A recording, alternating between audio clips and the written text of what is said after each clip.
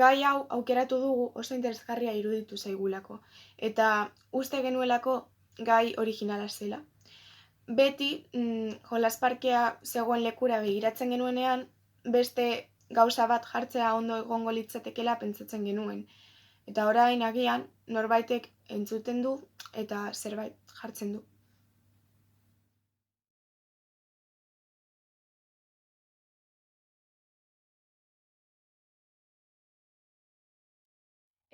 Kaixo, ni Josune naiz eta azalduko dizuet pizka bat informazioa zein argazkiak nondik atera dugun eta horrela. Informazioa oso erreza da. Wikipedia hartu egin genuen eta hartu egin genuen informazio guztia.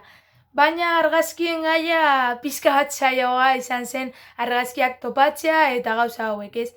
Hasiera batetik joan izan ginen gure irakaslearen gana. Eta honek eman zigun pila bat argazki, baina pila bat, ze bere egin zuen espedizio bat, edo irteera bat parkera, baina parkea funtzionamenduan ez zegoenean.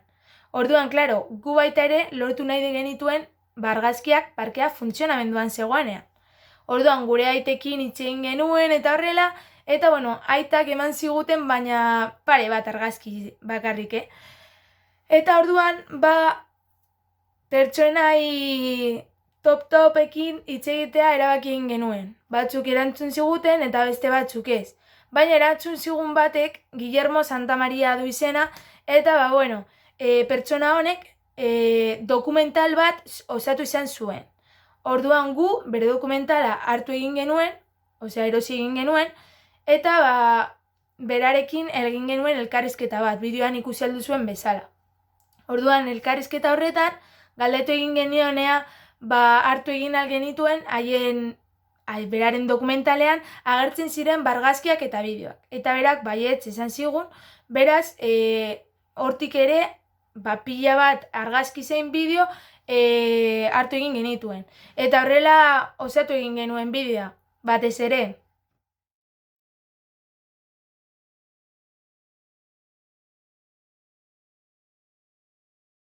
Nola banatu dugu gure lana? Egia esan da guztion artean, lortu dugu pizkanaka, baina gauza konkretu batzuetan, batzuk gehiago lagundu ahal izan dute beste batzuk baino. Adibidez, Josune asko lagundu gaitu informazioa pilatzen eta elkarrizketak lortzen, haiekin kontaktuan jartzen eta hori. Eneritz asko lagundu du edizioarekin ordenagailuak eta informatika ondo ematen zaiolako. Marta bideo osoko ahotsa jarri du, hainitzen nahiko pentsatu ditu elkarrizketetako galderak eta ni askotan grabatu dut. Egia da banatu garela, baina ere esan behar da guztion artean gauza asko ere egin ditugula. Adibidez, elkarrizketa bat geneukanean, guztia joaten ginen eta bata grabatzen zuen alde batetik, bestea bestetik, bestea hitz egin, eta horrela.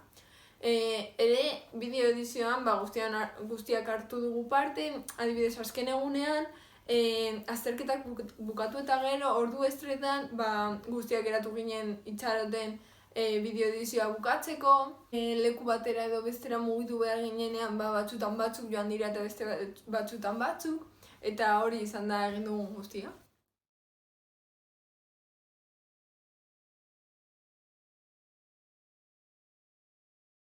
Bideoa editatzeko softcat erabili dugu, audioa musika sartzeko eta editatzeko volumena igo edo jaisteko Audacity erabili dugu. Gero Jamendo webgunea Creative Commons lizentziak dauzkan musika deskargatzeko erabili dugu.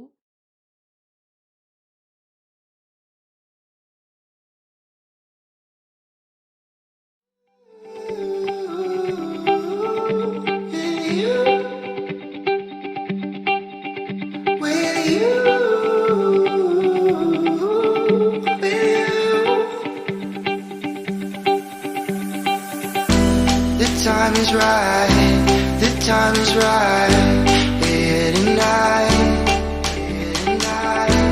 the time is right, the time is right.